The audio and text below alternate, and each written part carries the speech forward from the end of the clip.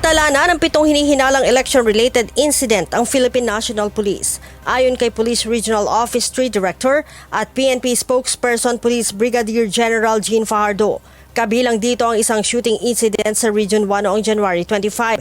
Sa Region 1 po ma'am, shooting incident po ito. Ang biktima po ma'am ay Municipal Councilor po ng Cagayan, Ilocos Sur po. Nangyari po yan noong January 25, 2025 na ang biktima po habang siya po ay nag-aalmusal ay dalawa pong individual na nakasakay po sa motor ay binaril po siya at tinamaan po siya sa ulo po. At dinala po siya sa hospital, subalit he was declared dead on arrival po. 2 malicious mischief sa Region 2 at Region 6. 2 vehicular accident sa Region 6 kung saan alkalde ang biktima at isang oral defamation. Yung sangkot po doon ma'am ay allegedly ay mayor po. Yan din po yung tanong natin, bakit vehicular accident pero nakaklassify siya at nako-consider po na election-related incident. So, ang biktima po dyan, ang involved po sa aksidente ay incumbent mayor po. So, just to preclude any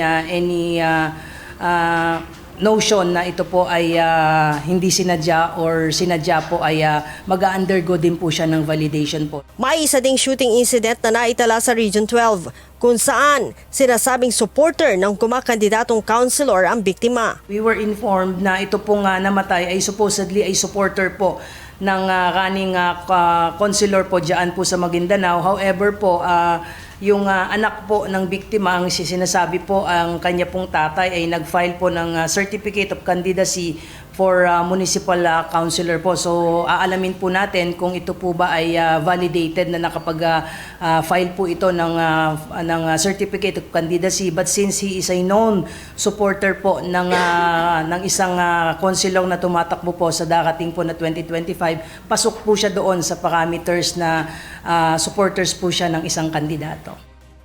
Kaugnay nito, sinabi ni Brigadier General Fajardo na dadaan pa sa validation ang naturang mga insidente upang malaman kung maaari itong mabilang sa validated election-related incident. So we have to wait for at least 10 days po, and we will be expecting official reports from the regional validation committee po to determine whether or not these 7 incidents that were recorded in the past few days may be classified as validated election-related incident po.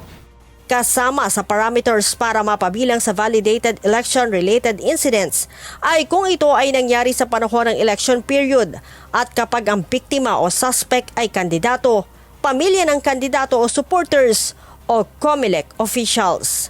Leia Ilagan, UNTV, News and Rescue.